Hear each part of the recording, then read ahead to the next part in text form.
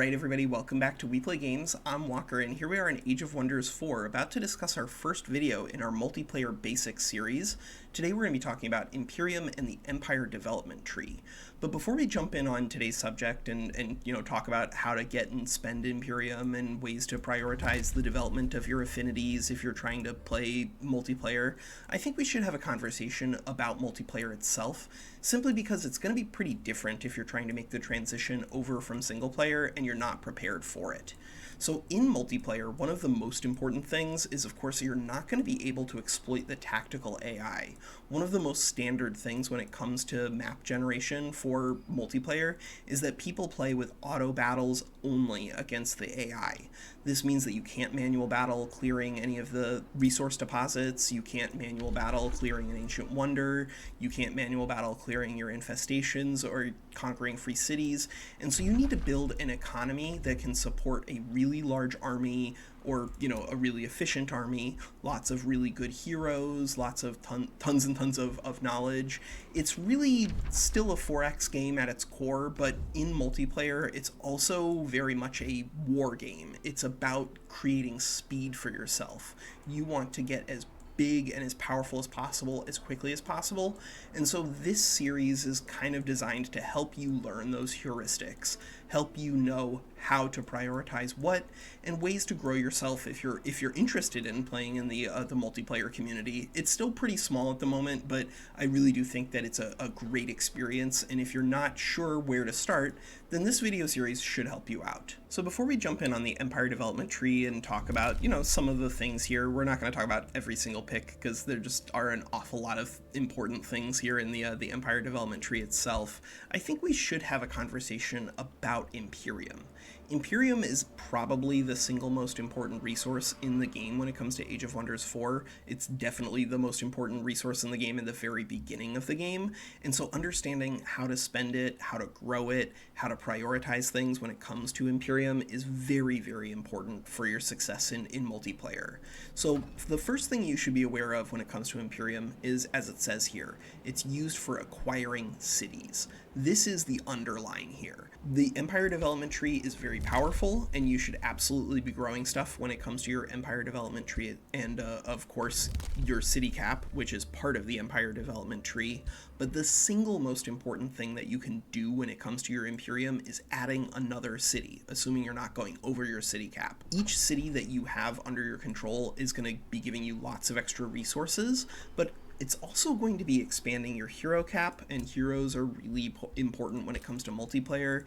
And of course, each city is going to be an extra target for amplified mines, or an extra target for transmute resources, or an extra target for awakened tools. And so every single city that you can add to your economy makes you that much stronger. So just be aware that that's where your Imperium is probably going to be prioritizing in the early game.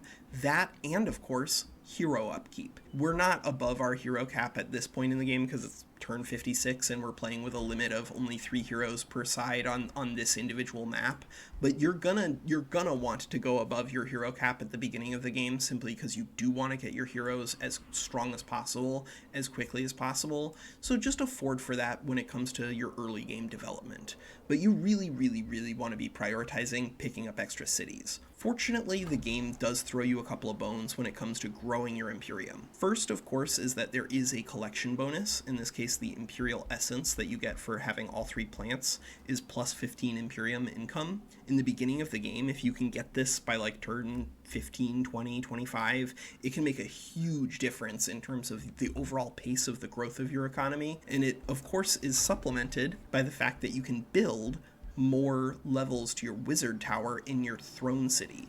You're going to start with a base income of 40 Imperium in your capital, but every wizard tower level that you add is going to get an extra 5 Imperium. Now, every wizard tower level is also going to unlock extra buildings that you can get access to, and each building is not created equally. Some of the wizard tower levels are a little stronger than others, and of course, as you build up, they're more and more expensive. So understanding when to prioritize going up in wizard tower levels is pretty important, but broadly speaking, you want to be building your wizard tower as big as possible, as quickly as possible, without without crashing your economy. But the easiest way, of course, to expand your Imperium income is to conquer ancient wonders and slap them onto something, either an outpost or a city. It doesn't really matter. As long as it's attached to something, you're going to get 5 extra Imperium. And if it's close enough to a city, then, you know, as your city grows its population, it can grab the ancient wonders from your outposts. And from there, your economy should be able to really expand, because you need just an absolute crap ton of Imperium if you're going to be, you know, maxing out your empire development tree and keeping your city cap at the max. That said, there are a couple of like noob traps, I think, that are important to keep in mind. Basically, never click attract population. With the current cost, it's just not worth it. There's way more important things that you can be spending Imperium on, especially in the early game. But even as you go further and further into the game, you're gonna see unit upkeep start to eat into your Imperium income, simply because you are gonna need some high tier units. This is something that we will discuss in a future video, but you really cannot afford to be running around with a bunch of tier 1 and tier 2 units when it comes to multiplayer, because they die and then you have morale cascades, and then you can lose battles very, very quickly if you bring a bunch of very weak units. So you're gonna need to afford a little bit of unit upkeep as your game progresses in Imperium. So grow your Imperium economy, take control of ancient wonders, build up your throne city, grab extra cities whenever you can, and that of course brings us to the empire development tree, which is going to be the bulk of this video. So the empire development tree is where the overwhelming majority of your Imperium is going to be going. There's just a finite number of cities that you can make in game. Yes, you can make them and then release them as vassals, but generally speaking, that's not pretty efficient. You want to be making vassals by conquering stuff, or just, you know, adding actual cities to your overall city cap. But you should also understand that Imperium alone is not enough to get you where you need to go when it comes to the empire development tree. You also need Affinity. So Affinity is something that you're going to get from a couple of different sources. One, you're going to be getting it from tomes. Every tome that you unlock is going to give available to you some amount of Affinity. This is of course really important when it comes to setting the pace of your economic development in the game, because it's going to give you access to, you know, picks really early on. You can also modify your Affinity income through the society traits that you pick, and critically, you can modify it through the signature skills that you pick on your ruler. But be aware that you do want to be growing your affinities as quickly as possible, and that's why knowledge is so important. Knowledge, of course, is going to be unlocking spells, and therefore unlocking tomes, and therefore unlocking the empire development tree, and from there, you should be able to just go crazy and start beating people up. Alright, so let's start by talking about the general tree. The general tree, because it is general, it's available to everyone regardless of what your build looks like, and that's good because there's some really important stuff in here. The first and I think most important thing when it comes to your general tree is excavation. Excavation, as it says here, it allows units to excavate earthen terrain in the underground, which means that basically every single unit that you get down into the underground can function as a pseudo pioneer. Pioneers here can do prospecting, but any of them, once you have excavation, can do digging on earthen terrain. Earthen terrain, of course, is going to be anything that's like these clods of dust over here, and if they have floating particles out of them, then you know there's going to be a resource deposit with free experience points, you know, assuming you can kill the units there, and resources underneath it. So excavation is hugely important, primarily for the resources it gives you up front, but also because these earthen things are competitive. There's a finite and shrinking amount of them in the world as everyone excavates more and more territory, so that means that you really do want to prioritize getting access to excavation as early as possible, and this is one of the reasons why underground adaptation is so good, because it just gives you an enormous amount of Imperium up front, because it unlocks excavation for you. Anytime you can cheat on Imperium in the game, you should. It's great for your economy, and getting a free Imperium perk from your society pick is a very powerful thing to do. But I think the single most important thing in the game when it comes to the empire development tree is right here, expanded governance. Every single time you take expanded governance, it increases your city cap by 1, but it also increases the cost in terms of Imperium. So, you know, you're not going to be clicking this like 16 times over the course of a game. It's going to scale up 200 to 500 to 800 to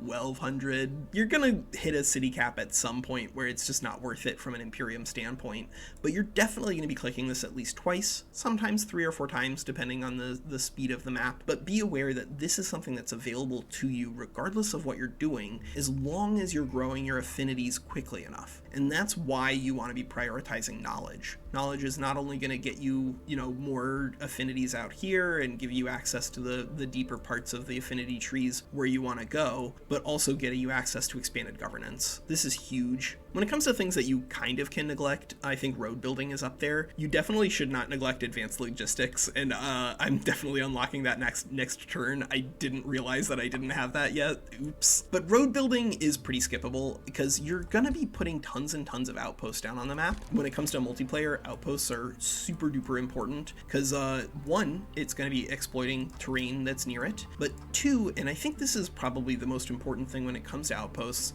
is it lets your units move through those lands way faster, and speed really is critical when it comes to multiplayer.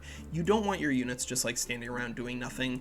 You want them rushing around the map, clearing as many of these tiles, resource nodes as possible, so that way you get those resources and you grow your economy and you get strong.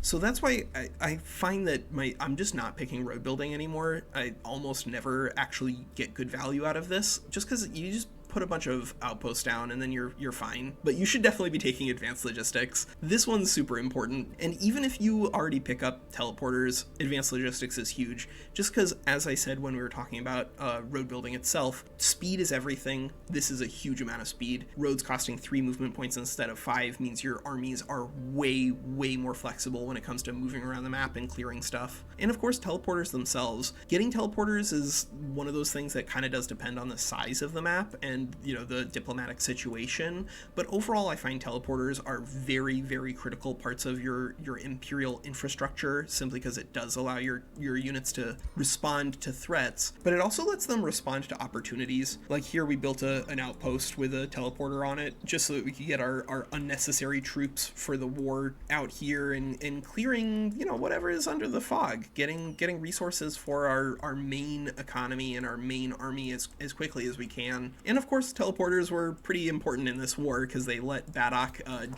jump in and help us out against Amikdara. But the general tree, because of what it makes available to you, really does reward you for doing lots of knowledge, because you want to get tons of affinity and you want to just blitz through this thing as quickly as you can, especially getting to governance as quickly as you can. So let's start by talking about the Materium affinity tree. The Materium affinity tree is, I think, one of the strongest trees in the game, probably up there with Shadow and Astral, just because of how consistent it is. I think it's even more consistent than Astral overall, actually, because it's got good stuff that's good in the early game, good stuff that's good in the mid game, good stuff that's good in the late game, and it just plays well all along the tree. So what does the Materium tree make available to you? The first thing that you should always look at your affinity trees is the first pick, because this is something that you can actually get online pretty early if you have 2 affinity. 2 affinity means that you can get up to the 15 required by like turn 8 pretty quickly, even earlier if you manage to get your ruler to level 4. But even if you don't start with 2 affinity here, don't worry about it. You can pick up some along the way by leveling up your ruler and taking signature skills. But you do want to get this early pick of military engineering basically as soon as possible because of how critically important gold is in the beginning of the game. Gold is going to be extremely stressful at the beginning of the game. Like, Imperium is super duper important, but gold is also like a critical resource when it comes to growing your economy, and this saves you enormous amounts of it. So normally outposts cost 50 gold, but with military engineering they only cost 38, but they also only take 1 turn to build instead of 2, which means that you can contest land way faster, build areas to heal way faster, build areas to move through quickly way faster, because you can move faster in friendly terrain. And of course it also starts with a work camp, which costs 100 gold naturally to build on an outpost, and it allows your outposts to exploit another terrain tile next to them, and therefore basically double the efficacy of any individual outpost that you put down. So this military engineering one, I think, is probably one of the most important picks in the game when it comes to the Empire development tree. And it's just a great reason to start focusing on Materium early. But as I said, there's just a bunch of really good stuff in here. Like saving 20 gold or 20% gold on city structures is usually really nice, especially when it comes to building more research infrastructure. Although there are some things that do that even better. Arcane Artisans is great. Don't generally run a bunch of mines in the very, very beginning of the game, but once you get into the mid game and you have a lot of outposts with gold adjacent to them, you can start running a bunch of mines and then getting a bunch of gold that way, because you can build mines even on iron deposits and get good value out of them, right? +5 gold, +10 mana. That's pretty solid for a pretty small investment of gold and a pretty small investment of gold upkeep. You get access to special project improvements, getting 5 gold, and that's of course like super great because special project improvements are fantastic in Age of Wonders 4. You should be building a bunch of them, especially the research posts. Rite of the Armorer gives you Breastplate of the Champion, which is an insanely messed up item if you can get it early enough, especially if you can get a good tier 3 or tier 4 melee weapon. Rite of Wealth is 2,000 gold, which if you can get early enough, it's an enormous resource advantage that you can leverage into either tons of tier 3 or tier 4 troops, tons of infrastructure, or hopefully both. You get Siege Masters for extra siege project slots. Rite of the Dreadnought, where you get extra defense and resistance on literally all of your units. Of course, it's only on active units, so you generally want to do this once you see what your late game army is going to look like. If you miss a couple of your gold golems, it's not the end of the world, but the more stuff you can get Rite of the Dreadnought on, the better. And of course, the Capstone is just like an enormous upgrade to your overall economy, because unit upkeep being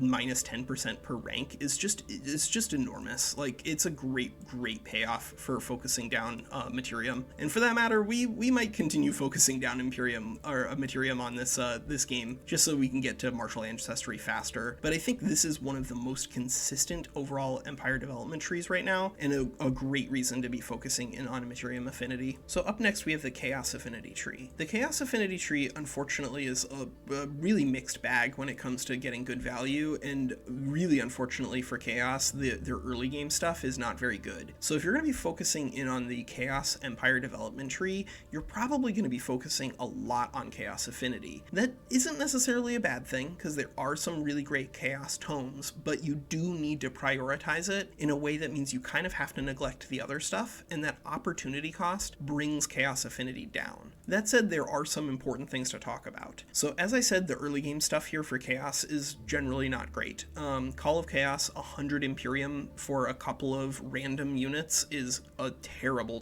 deal unless you're playing with just an infinite amount of even regenerating infestations. Doesn't even feel like you get great value here, just because it's so random, and also a lot of the units you're going to be getting here are relatively low tier. I think if they wanted to rebalance this and make Chaos more interesting, then Call of Chaos might move a little further up on the tree and also give you access to higher tier units from clearing infestations. Like if you consistently got a tier 3 or 4 unit from clearing a silver infestation, then I'd be a lot more interested in this pick. But overall, it's just not great. And same with the Chaos Empire skill here, Impressment. Tier 1 units you really should not be trying to prioritize in multiplayer because of how squishy they are. Tier 1 units have a lot of problems. They die a lot in auto combat, especially if you're trying to do, more advanced things like clearing Ancient Wonders, which you're gonna need to do. But also they're just really bad in manual battles against other players because they're easily killed, and then that causes morale collapses for your opponents. So overall, just like these first couple of picks for Chaos,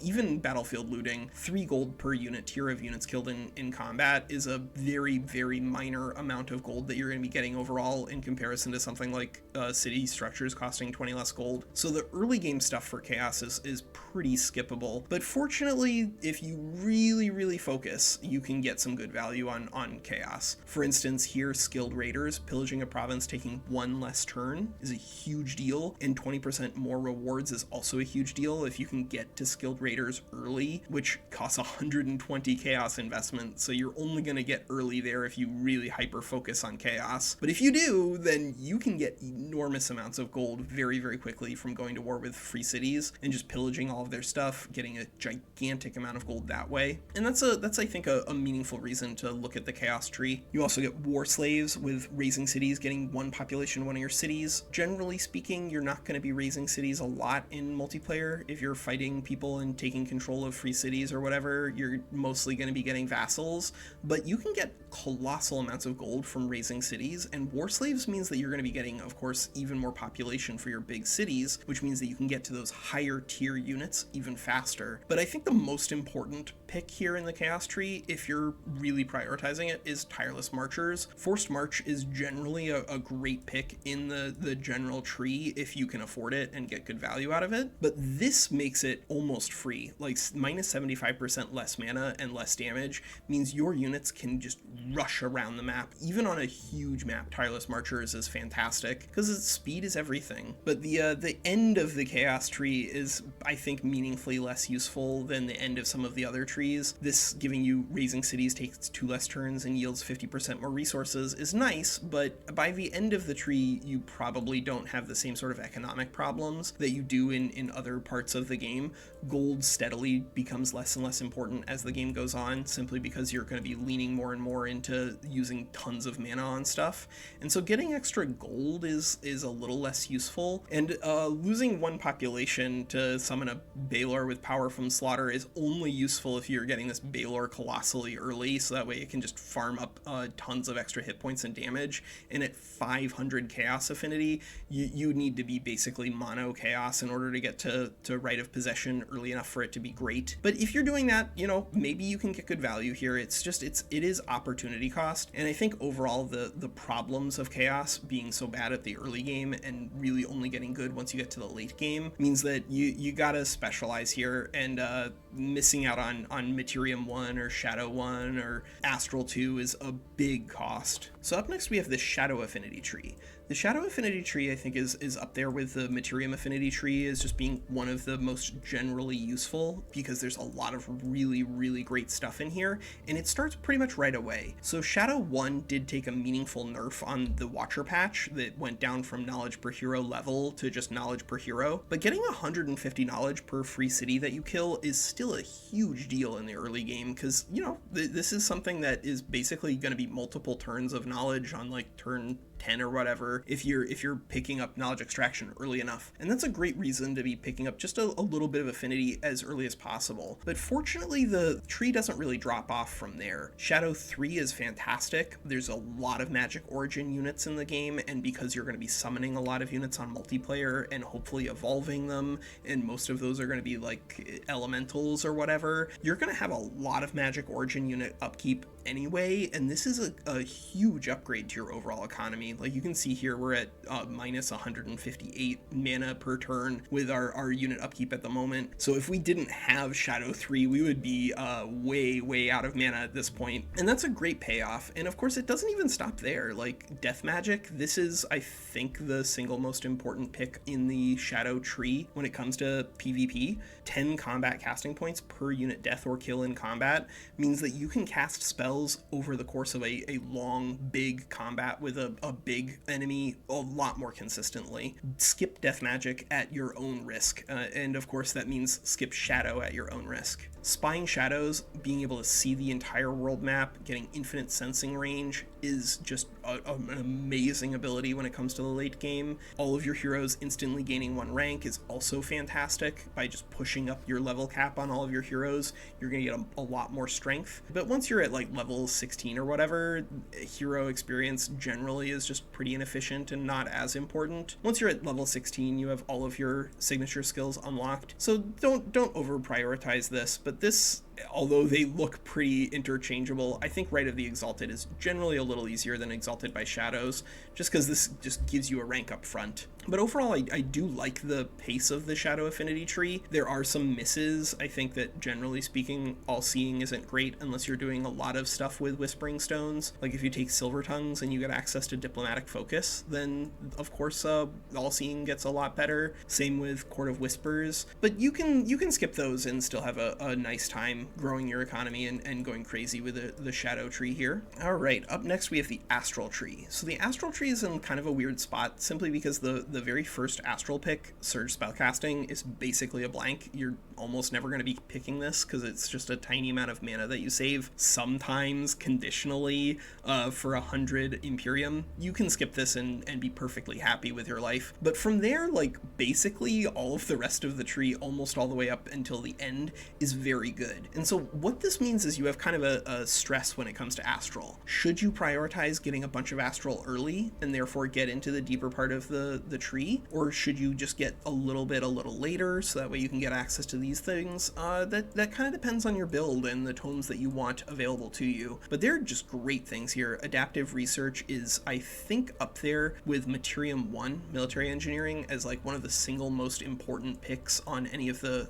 associated affinity trees in the game. Minus 50% gold and production on research city structures is enormously important when it comes to growing your knowledge economy, and a great payoff for getting any Astral early. If you can get an Astral in your tier 1 tomes, you're really gonna high five yourself just because of how big your knowledge economy is gonna grow. But of course the hits don't stop there. You get 20 extra combat casting points and world map casting points for casting reserves. This is also just amazingly important in the early game and still very, very powerful even in the mid game. Of course, because we're playing as a wizard king and we're level 16 or 17 and we have resonance fields and all this other stuff, our casting points are a little unhinged by now. But in the early game, if you have like 60 casting points, getting 20 more means that you can do unit enchantments way faster, you can do racial transformations way faster, and this is a pretty minor investment when it comes to your Imperium. These tier 3s are only 150 and a great payoff for getting Astral Affinity. Same with Rite of Astral Abundance, plus 1,000 mana is just huge for your economy. Quickening, allowing you to cast spells in the first turn of combat, can be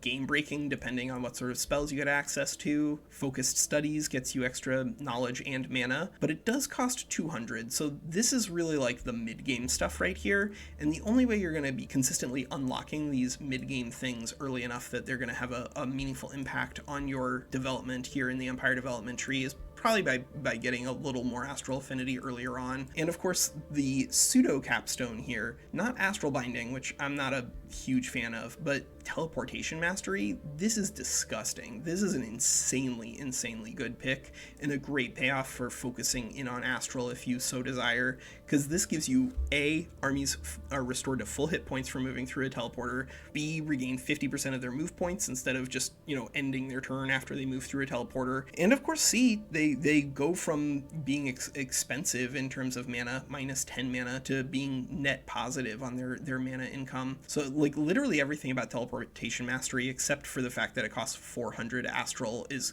great. And so I think overall the Empire development tree here for the Astral Affinity is very good, and a great reason to be specializing in on Astral Affinity. And that sort of brings us to the end here with Order and Nature, who unfortunately I'm gonna just clump together because there are so many problems with these current trees. Not that there are necessarily problems with the tomes themselves, but the trees aren't great, and that generally means that you need to prioritize these affinities a lot less overall. You still, if you're trying to pick up, Tome of Sanctuary or whatever, you're gonna need 3 Order Affinity in order to unlock it, simply because of the tome requirements. And so, don't neglect these affinities entirely if you need them for your build, but just like what's available here, especially in the Order tree, is like extremely marginal. Infestation, clearing, getting 300 relations with all free cities is pretty marginal. It can give you easier control over free cities ASAP, but you can also just conquer them, and that's a pretty good way to get control over free cities. Same with a slightly discounted and earlier Whispering Stone versus the diplomatic focus here. And unfortunately for Order, it doesn't get like a lot better from there. There are some things that are nice. There's a lot of bonuses for Rally of the Lieges, and especially if you're like hyper focused on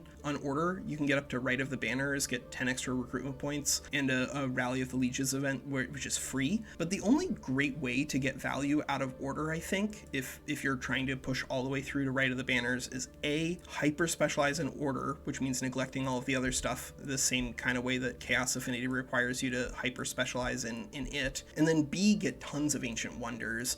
And you want to be getting tons of Ancient Wonders anyway, so like the Right of the Banners payoff here, especially if you're going to be getting Exemplar with +2 ranks. These things do work pretty well together, but they require the opportunity cost of just sacrificing all this other stuff that's generally more useful. And then down in Nature, there's also just like a lot of issues that Nature 1, this is all right, you know, founding and absorbing cities, taking -2 turns, that's a pretty reasonable thing to do, and getting extra population is nice. But this really pays you off more for conquering cities more than it pays you off for founding them, simply because of how efficient absorbing those cities with the extra population is. And I think this is sort of just a reflection on how people generally play out Nature. You want to play out Nature more as like a conquering barbarian warlord than as a druidic exemplar making friends with people. Soil Tenders is complicated because farms are like sometimes good. You do generally want to be getting your workshops online pretty quickly with most of your cities, but from there, because you need quarries and foresters and research posts, and because of how slowly population grows, you're not gonna generally run a whole bunch of farms on a lot of your cities, and so that brings Soil Tenders and just the overall nature tree down a little bit. There are some really great things here though in the mid game. Getting access to Right of the Guardian Spirit and this Spirit Wolf with Resurgence is actually huge if you can get it early enough, because a Spirit Wolf is a tier 3 unit, and this Guardian Spirit giving animal units extra defense and resistance means that if you try to rush through the nature and pick up this Right of the Guardian Spirit and have Tome of Beasts with a bunch of evolved low-level units, you can actually really mess people up with a nature rush, and Fruitful Integration does pay you off there. But this is a rush tree. It really does focus down on killing people ASAP. I think the biggest payoff for nature in the mid game is generally actually expansive reach. Although if we really wanted to get good value out of it for nature, you probably want to push it a little bit further down the tree so that way nature can pick it up a little earlier. But you know, if you stick with nature and you just focus it all the way down, at least unlike some of these other trees, the end game here is very, very nice. Rangers, not literally the end game. Druidic Empire is kind of nonsense. Acquiring new population costs 50% less food is pretty quickly diminishing returns, but Rangers -2 movement points for units moving in friendly domain, plus of course your advanced logistics, means that if you really focus through nature, you basically can just skip teleporters entirely, because your units basically can teleport around the entire board. It's this is I think one of the biggest payoffs if you're going to be focusing in on nature affinity. But yeah, that's the Empire development tree and Imperium here for Age of Wonders 4. I think up next we're probably going to be discussing the tier 1 tomes for Age of Wonders 4. Then we might discuss the society picks and then the tier 2 tomes. And then we'll probably eventually do a build guide, but I think that you really should understand the basics of the game before you understand how to build something, so that way you can build something for yourself. That's my real goal, is that I don't really want to have to make a bunch of videos discussing, oh, if you want to do this, build this faction. I want to give you the tools necessary to build a faction on your own. All right, that's Walker. Take care.